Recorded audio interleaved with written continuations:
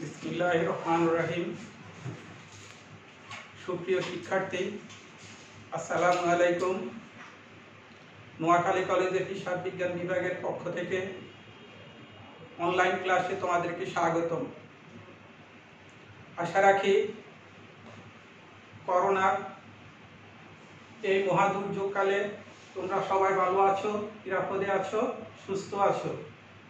মহান রাব্বুল আলামিন আমাদের সবাইকে সুস্থ রাখুক, নিরাপদে রাখুক, এই প্রত্যাশা করছি। সুপ্রিয় শিক্ষার্থীবৃন্দ, আজকে আমি অনলাইন ক্লাস নিব বিবিএ চতুর্থ বর্ষ হিসাব বিজ্ঞানের কোর্স টাইটেল অ্যাডভান্স অ্যাকাউন্টিং 2 এর উপর প্রথম চ্যাপ্টার, যেটা হলো valuation of share and goodwill. আমি লিখে দিচ্ছি।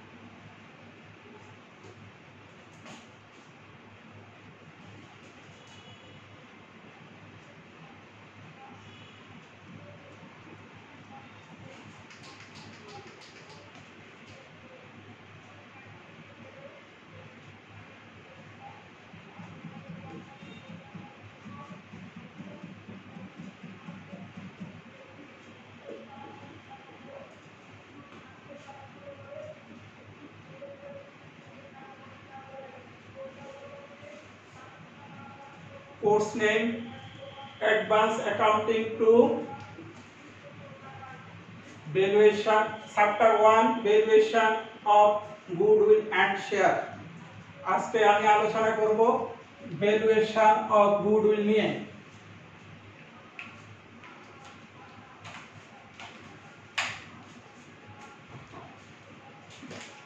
ভ্যালুয়েশন অফ গুডউইল নিয়ে আলোচনা করার আগে আমাদেরকে কিছু বিষয় জানতে হবে। সেই বেসিক জিনিসগুলো নিয়ে আমি প্রথমে আলোচনা করব।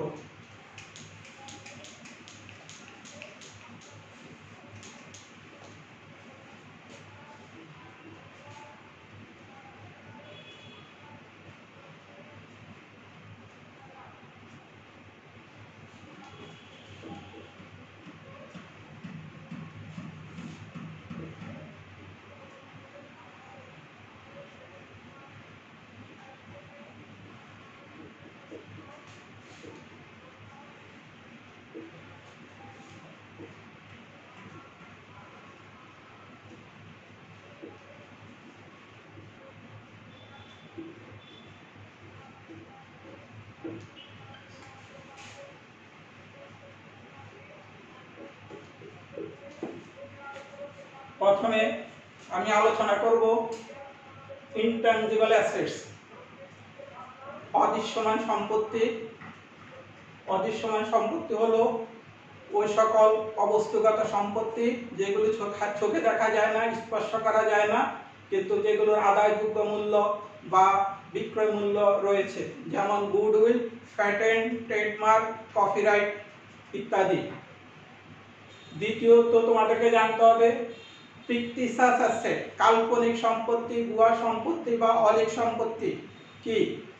ফিকটিশাস অ্যাসেট বা ভুয়া সম্পত্তি বা কাল্পনিক সম্পত্তি বলতে আমরা ওই সকল সম্পত্তিকে বুঝি, অবস্তুগত সম্পত্তিকে বুঝি যেগুলো বুক ভ্যালু আছে কিন্তু কোনো আদায়যোগ্য মূল্য বা বিক্রয় মূল্য নাই, যেমন preliminary expense, share discount, underwriter commission. তারপরে তোমাদেরকে জানতে হবে গুডউইল। গুডউইল কি? গুডউইল এর বাংলা হলো সুনাম। সুনাম বলতে আমরা সাধারণত বুঝি কোনো যশ, খ্যাতি বা ভালো গুণাবলীকে সুনাম বলা হয়। আর ব্যবসা প্রতিষ্ঠানের ক্ষেত্রে যশ, খ্যাতি ব্যবহার করে ভালো গুণাবলী দ্বারা যখন প্রতিষ্ঠানের অতিরিক্ত মুনাফা অর্জন ক্ষমতাকে বলা হয় সুনাম। অবজেক্টিভস অফ গুডউইল, সুনামের উদ্দেশ্য কি?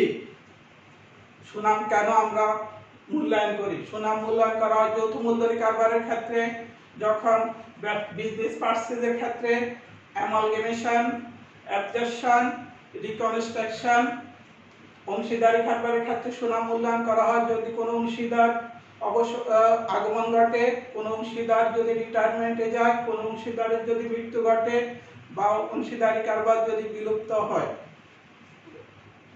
এক মালিকানা কারবারের ক্ষেত্রে সুনাম মূল্যায়ন করা হয় যখন এক মালিকানা কারবার বিক্রি করা হয় বা এক মালিকানা কারবারকে অংশীদারি কারবার বা যৌথ মূলধনী কারবারে রূপান্তর করা হয়, সেই সব ক্ষেত্রে আমাদেরকে সুনাম মূল্যায়ন করতে হয়।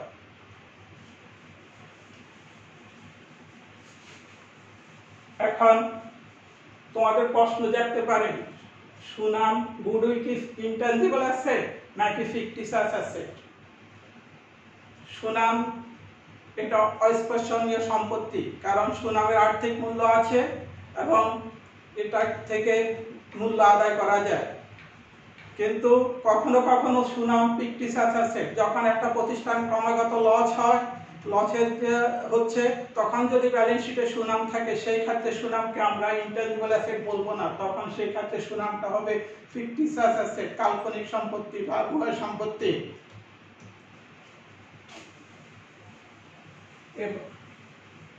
এবার আমরা জানব methods of valuation of goodwill. Methods of valuation of goodwill, এই চ্যাপ্টারের অঙ্ক করতে হলে এই জিনিসটাই তোমাদের জন্য বেশি গুরুত্বপূর্ণ। এই জিনিসগুলো তোমাদেরকে খুব ভালোভাবে বুঝতে হবে। এই জিনিসটা যদি তোমরা খুব ভালোভাবে রপ্ত করতে পারো, বুঝতে পারো, তাহলে তোমাদের পক্ষে এই চ্যাপ্টারে অঙ্ক করা সহজ হবে।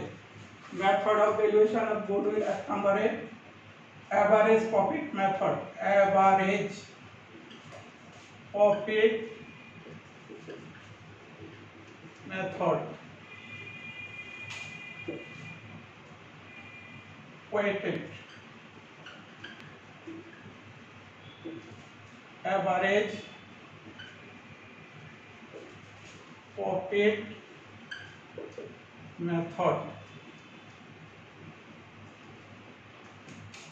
3 number super profit method। super profit method। 4 number capitalization of profit method।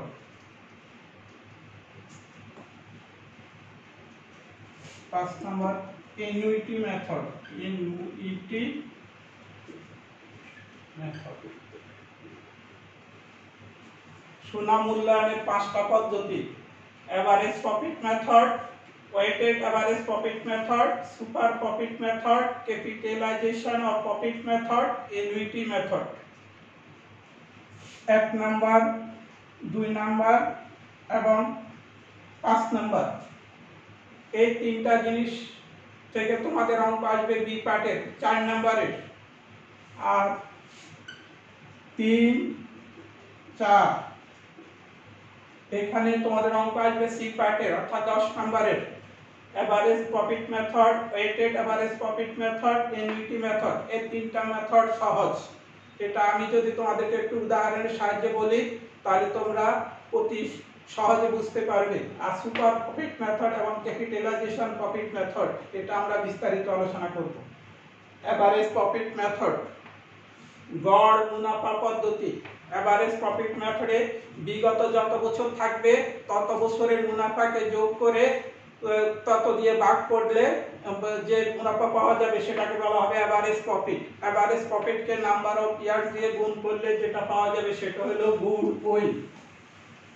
অর্থাৎ গুডউইল সমান সমান average profit into number of years purchase যদি আমি উদাহরণ বলি, মনে করি গত 3 বছরের মুনাফা দেওয়া আছে 25,000, 20,000, 30,000, যোগ করলে হলো 75,000। এটাকে যদি আমরা 3 দিয়ে ভাগ করি তাহলে এভারেজ প্রফিট 25,000। তাহলে এভারেজ প্রফিট 25,000। মনে করো প্রশ্নে বলা আছে নাম্বার অফ ইয়ার্স হলো তোমার 2, তাহলে গুডউইলের মূল্য হবে 50,000 টাকা। তাহলে ভ্যালু অফ গুডউইল হবে 50,000 টাকা। এটা হলো এভারেজ প্রফিট মেথড।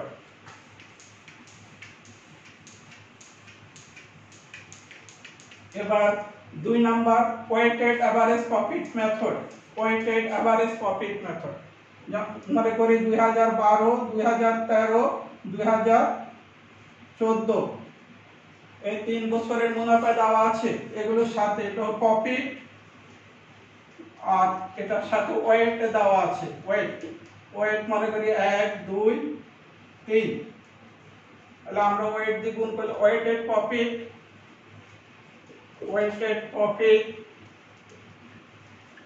দাঁড়াবে, যদি আমরা 25,000 কে 1 দিয়ে গুণ করি 25,000, 20,000 কে 2 দিয়ে গুণ করলে 40,000, আর 30,000 কে আমরা 3 দিয়ে গুণ করলে 90,000। যোগফল হবে 1,55,000। আর এখানে ওয়েট হলো 6। তাহলে ওয়েটেড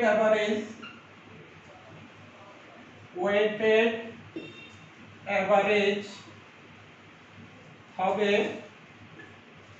1,55,000 ভাগ 6। 1,55,000 ভাগ 6। এবার ওয়েটেড এভারেজ প্রফিট কে নাম্বার অফ ইয়ার দিয়ে গুণ করলে যেটা পাওয়া যাবে সেটা হলো value of goodwill.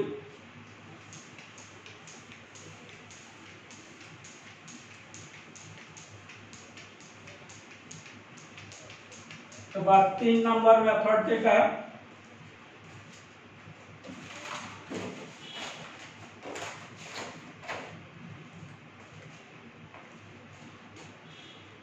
Super profit method.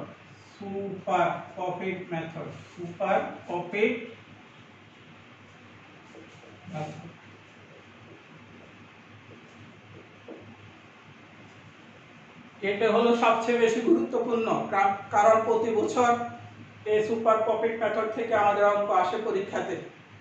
প্রথমে তোমাদেরকে জানতে হবে what is super profit. Super profit হলো সমজাতীয় ব্যবসা প্রতিষ্ঠান যে মুনাফা অর্জন, স্বাভাবিকভাবে যে মুনাফা অর্জন করে, কোন কারবার প্রতিষ্ঠান যদি তার চেয়ে অতিরিক্ত বেশি মুনাফা অর্জন করে তাহলে অতিরিক্ত সেই মুনাফাকে বলা হয় সুপার প্রফিট। যেমন যদি আমি উদাহরণ বলি, একটি জাতীয় অনেকগুলো ব্যবসা প্রতিষ্ঠান আছে যাদের গড় মুনাফা মনে করো 12%, কিন্তু কোন একটা প্রতিষ্ঠান তাদের মুনাফা হচ্ছে 15%। তাহলে স্বাভাবিক অবস্থায় তারা অতিরিক্ত 3% মুনাফা অর্জন করছে। এই অতিরিক্ত 3% মুনাফাকে বলা হচ্ছে সুপার প্রফিট।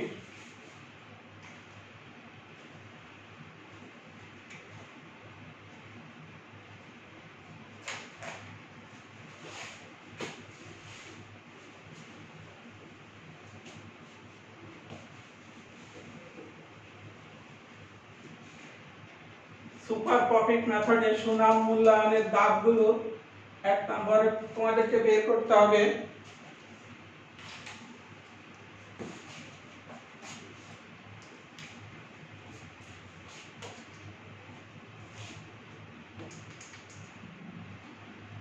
ক্যালকুলেশন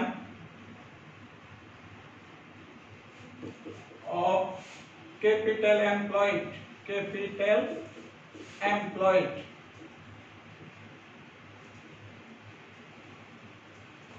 2 নম্বরে বের করতে হবে ক্যালকুলেশন অফ এভারেজ ক্যাপিটাল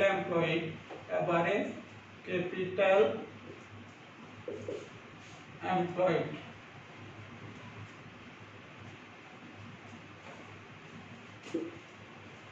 তিন নম্বর বের করতে হবে calculation of average maintainable profit, maintainable profit. 4 নম্বরে বের করতে হবে নরমাল প্রফিট।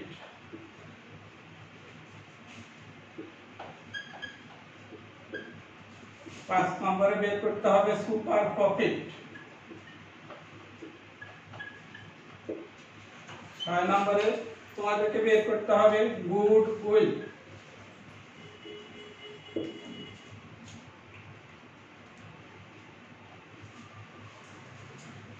সুপ্রিয় শিক্ষার্থীবৃন্দ, এখানে সুপার প্রফিট মেথডে সুনাম নির্ণয় করার জন্য 6টা স্টেপ আছে। এই 6টা স্টেপ ক্রমান্বয়ে করে আমাদেরকে লাস্ট মুহূর্তে 6 নম্বর স্টেপে যেতে হবে গুডউইল নির্ণয় করার জন্য।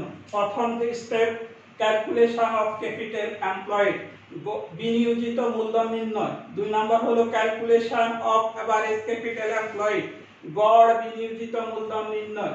3 নম্বর calculation of average maintainable profit, গড় মেইনটেনেবল প্রফিট নির্ণয়। 4 নম্বরে হলো নরমাল প্রফিট, স্বাভাবিক মুনাফা নির্ণয়।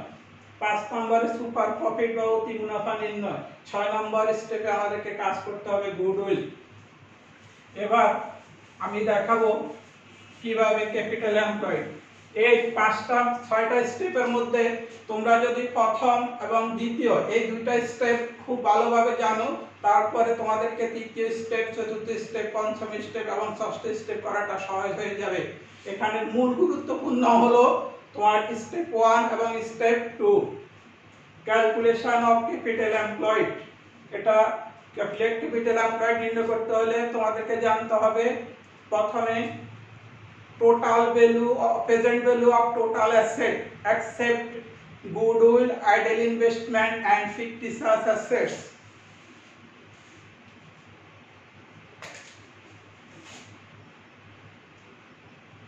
Total present value of assets except goodwill, idle investment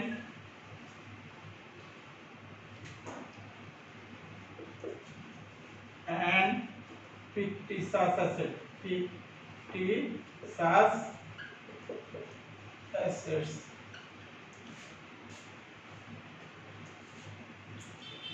এই মূল্য থেকে তোমাদেরকে বাদ দিতে হবে মাইনাস কারেন্ট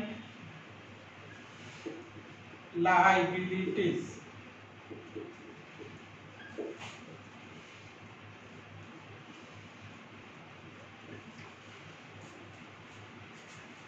শিক্ষার্থীবৃন্দ লক্ষ্য করো, total present value of assets, সকল সম্পদের বর্তমান মূল্য বা বাজার মূল্য। কিন্তু 3 ধরনের অ্যাসেট এখানে আসবে না, একটা হলো গুডউইল, আরেকটা হলো আইডল ইনভেস্টমেন্ট, আরেকটা হলো ফিকটিশিয়াস অ্যাসেট বা অলিক সম্পত্তি যদি থাকে। তবে গুডউইলের ক্ষেত্রে যদি গুডউইল দুই ভাবে সৃষ্টি হয়, একটা হলো গুডউইল বাই পারচেজ আর একটা হলো গুডউইল বাই ভ্যালুয়েশন। যদি গুডউইল বাই পারচেজ বা গুডউইল এট কস্ট থাকে সেই ক্ষেত্রে কিন্তু সুনাম বাদ যাবে না। কিন্তু শুধুমাত্র যদি গুডউইল বলা থাকে সেই ক্ষেত্রে টোটাল প্রেজেন্ট ভ্যালু থেকে গুডউইল, অলস বিনিয়োগ এবং অলিক সম্পত্তি কি বাদ দিতে হবে।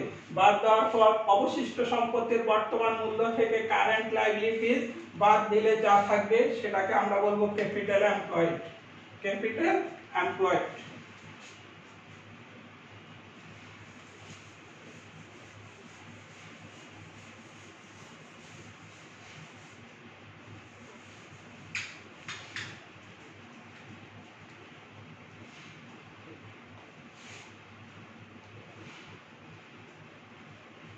দুই নাম্বার স্টেপ হলো calculation of average capital employed.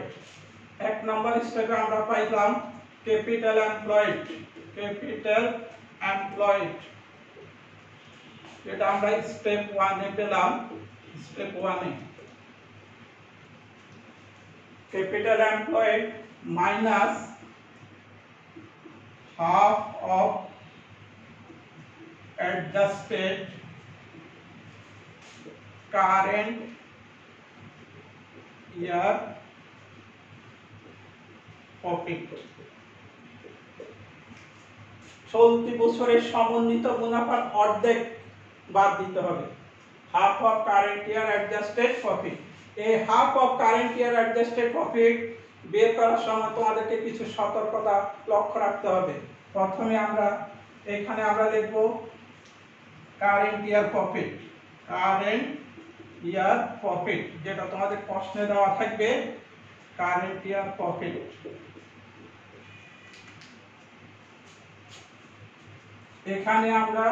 এখান থেকে আমরা বাদ দেব minus interest on idle investment,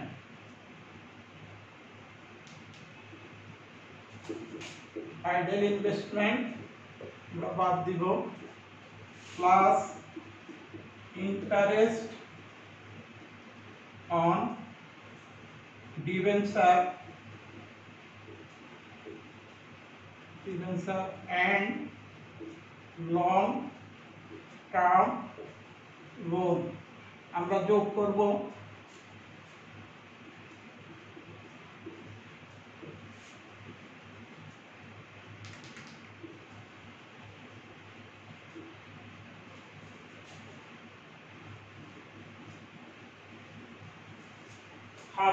current year প্রফিটের সাথে ইন্টারেস্ট অন আইডল ইনভেস্টমেন্ট থাকলে সেটার সুদ আমরা বাদ দিব। ইন্টারেস্ট অন ডিবেঞ্চার বা কোনো লং টার্ম লোন যদি থেকে থাকে সেটার ইন্টারেস্ট আমরা যোগ করব। আর অন্য কোনো সমন্বয় যদি থাকে তাহলে যোগের আইটেম যদি হয় তাহলে আমরা যোগ করব, বিয়োগের আইটেম হলে আমরা বিয়োগ করব। বিয়োগ করার পর আমরা যেটা পাবো সেটা হলো current year adjusted profit minus income tax.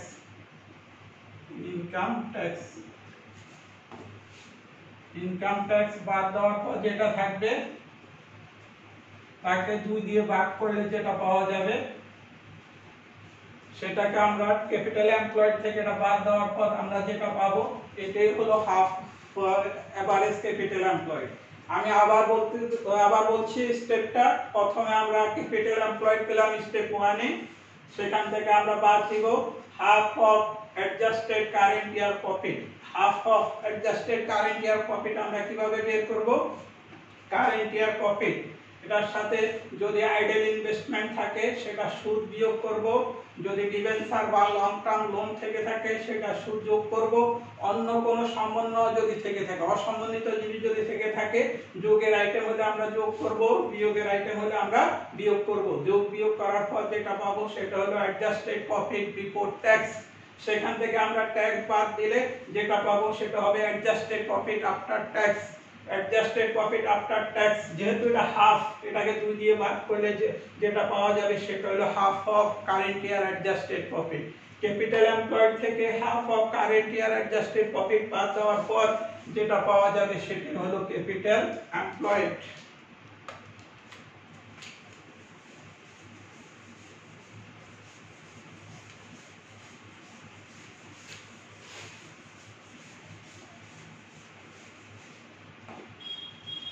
এবার আমরা 3 নম্বর স্টেপে যাব,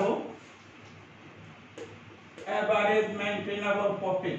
এভারেজ মেইনটেনেবল প্রফিট নির্ণয় করব। এভারেজ মেইনটেনেবল প্রফিট নির্ণয় করার সময় প্রথমে তোমাদেরকে প্রশ্নে 3 বছর 4 বছর বা 5 বছরের প্রফিট দেওয়া থাকবে। যত বছরের প্রফিট দেওয়া থাকুক না কেন তত বছরের প্রফিটকে যোগ করে তত দিয়ে ভাগ করতে হবে। যদি 3 বছরের প্রফিট দেওয়া থাকে তাহলে 3 বছরের প্রফিটকে যোগ করে 3 দিয়ে ভাগ করলে আমরা পাবো এভারেজ প্রফিট। প্রথমে বের করতে হবে এভারেজ প্রফিট। এভারেজ প্রফিট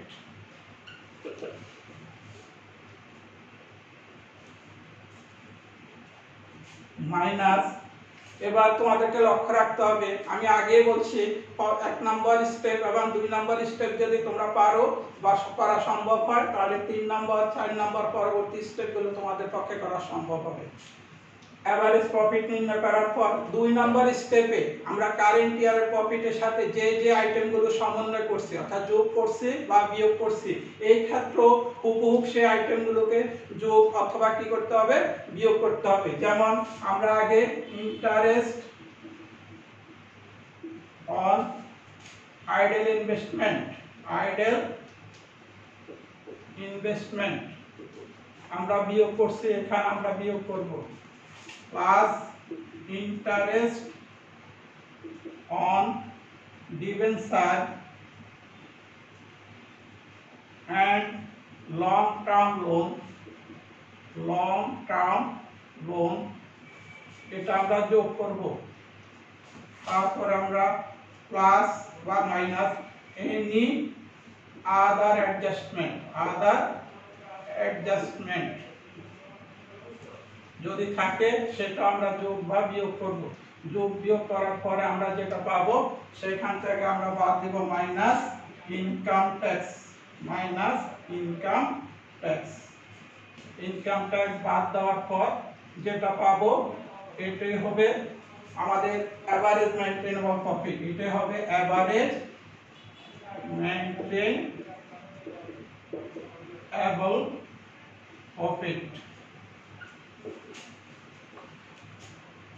সুপ্রিয় শিক্ষার্থীরা, আবার তোমরা একটু লক্ষ্য করো 3 নম্বর স্টেপ আমরা এভারেজ মেইনটেনেবল প্রফিট বের করব। এভারেজ মেইনটেনেবল প্রফিট বের করতে হলে যত বছরের মুনাফা থাকবে তত বছরের গড় মুনাফা নির্ণয় করতে হবে। গড় মুনাফা নির্ণয় কিভাবে করবে? যত বছরের মুনাফা থাকবে তত বছরের সংখ্যা দিয়ে ভাগ করলে যেটা পাওয়া যাবে সেটা হলো এভারেজ প্রফিট। এবার 2 নম্বর step means average capital employed নির্ণয় করার সময় আমরা কারেন্ট ইয়ারের প্রফিটের সাথে যে যে আইটেমগুলো যোগ বা বিয়োগ করছি অর্থাৎ সমন্বয় করছি এখানেও তোমাদেরকে কি করতে হবে সেই আইটেমগুলোকে সমন্বয় করতে হবে। যোগের আইটেম হলে যোগ করতে হবে, বিয়োগ হলে বিয়োগ করতে হবে। যেমন আমরা আগে ইন্টারেস্ট অন আইডেল ইনভেস্টমেন্ট বিয়োগ করছি, এখানেও বিয়োগ করলাম। আমরা interest on debenture long term loan আমরা আগে যোগ করছি, এক্ষেত্রে যোগ করলাম। যদি অন্য কোনো সমন্বয় থেকে থাকে যোগের আইটেম হলে যোগ করতে হবে, বিয়োগের আইটেম হলে বিয়োগ করতে হবে। যোগ বিয়োগ করার পর যেটা পাওয়া যাবে সেখান থেকে ইনকাম ট্যাক্স 3 নম্বর স্টেপ আমরা ইনকাম ট্যাক্স বাদ দিয়েছি, এখানে আমরা ইনকাম ট্যাক্স বাদ দেব। বাদ দেওয়ার পর আমরা যেটা পাবো সেটা হলো এভারেজ মেইনটেনেবল প্রফিট। এই জন্য বলছি 1 এবং 2 নম্বর স্টেপ যদি পারা যায় পরবর্তী স্টেপগুলো তোমাদের জন্য সহজ হয়ে যাবে।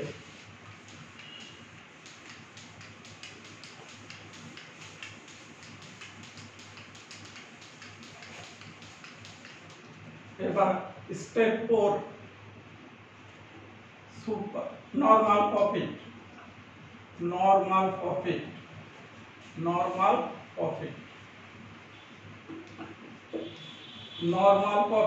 এটা সহজ। নরমাল প্রফিট সমান সমান এভারেজ ক্যাপিটাল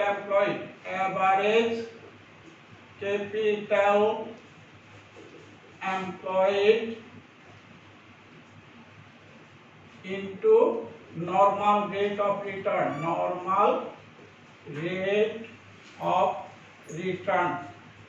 যেটাকে সংক্ষেপে বলা হয় NRR। নরমাল প্রফিট বের করার সূত্র হলো এভারেজ ক্যাপিটাল এমপ্লয়েড, যেটা আমরা 2 নম্বর স্টেপে পেলাম। Average capital employed K normal rate of return সংক্ষেপে NRR দিয়ে গুণ করলে আমরা যেটা পাবো সেটা হবে নরমাল প্রফিট। 5 নম্বরে তোমাদেরকে বের করতে হবে সুপার প্রফিট। 5 নম্বর স্টেপ, এগুলো সহজ স্টেপ, এগুলো বের করা সহজ। সুপার প্রফিট সমান সমান আমরা 3 নম্বর স্টেপে পেলাম average maintainable profit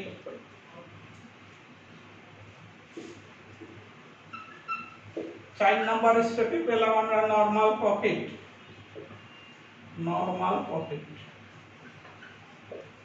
that means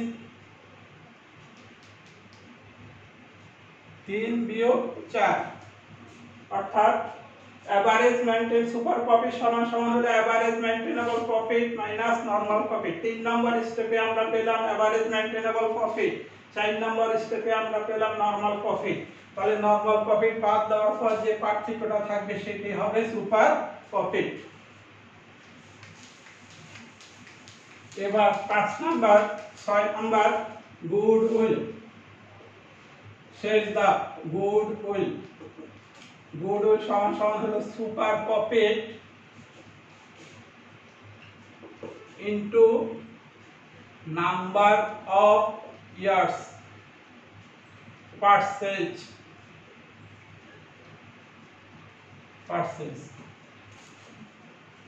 শিক্ষার্থীবৃন্দ লক্ষ্য করো, এখানে যদি সুপার প্রফিট পজিটিভ হয় তাহলে গুডউইল হবে, আর যদি সুপার প্রফিট নেগেটিভ আসে তাহলে কোনো গুডউইল হবে না।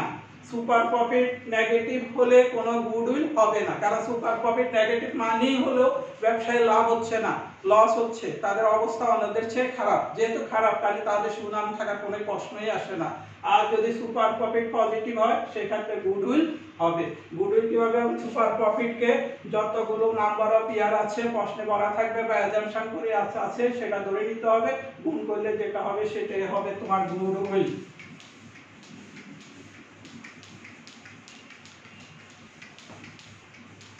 এবার কিছু অ্যাজাম্পশন তোমাদেরকে মনে রাখতে হবে। অ্যাজাম্পশন, সুপ্রিয় শিক্ষার্থীরা, যদি প্রশ্নে প্রফিট দেওয়া থাকে, এখন এই প্রফিটটা বিফোর ট্যাক্স নাকি আফটার ট্যাক্স কিছুই বলা না থাকে, সেই ক্ষেত্রে আমরা প্রফিটকেও ধরে নিতে হবে বিফোর ট্যাক্স, কারণ প্রত্যেকটা কোম্পানিকে বাধ্যতামূলক গভর্নমেন্টকে ট্যাক্স দিতে হয়। আর যদি প্রশ্নে বলা থাকে প্রফিট আফটার ট্যাক্স, তাহলে সেখানে তো আফটার ট্যাক্স বলাই আছে, সেই ক্ষেত্রে আর তোমাদেরকে কোনো ঝামেলা পোহাতে হবে না। যদি প্রশ্নে কিছুই বলা না থাকে সেক্ষেত্রে প্রফিট ধরে নিতে হবে after before tax. Before tax হলে সেখানে আমাদেরকে কি করতে হবে? ইনকাম ট্যাক্স বাদ দিতে হবে। যদি প্রশ্নে ইনকাম ট্যাক্স রেট উল্লেখ না থাকে তাহলে ইনকাম ট্যাক্স রেট আমাদেরকে ধরে নিতে হবে। নরমালি আমরা ধরি ইনকাম ট্যাক্স 40%। এবার তুমি 40% ধরো, 45% ধরো, 35% ধরো, এটা তোমার অ্যাজাম্পশনের উপর নির্ভর করবে। 3 নাম্বার, যদি প্রশ্নে বিনিয়োগের সুদের হার উল্লেখ না থাকে, আইডেল ইনভেস্টমেন্ট, তাহলে সেই ক্ষেত্রে সুদের হার ধরে নিতে হবে। এটা 10%, 12%, 8%, যেটা তোমার ইচ্ছা। অ্যাজাম্পশন তোমার যুক্তির উপর, তোমার অনুমানের উপর নির্ভর করবে। অনুরূপভাবে প্রশ্নে যদি লং টার্ম ডেট বা ডিবেঞ্চার ইত্যাদি সুদের হার উল্লেখ না থাকে, সেই ক্ষেত্রে আমাদেরকে কি করতে হবে? সুদের হার ধরে নিতে হবে, কারণ ঋণটা বিনা সুদে পাওয়া যায় না, ঋণের বিনিময়ে সুদ প্রদান করতে হয়, সেটাও আমরা ধরে নিতে পারি 8, 10, 12 ইত্যাদি ইত্যাদি।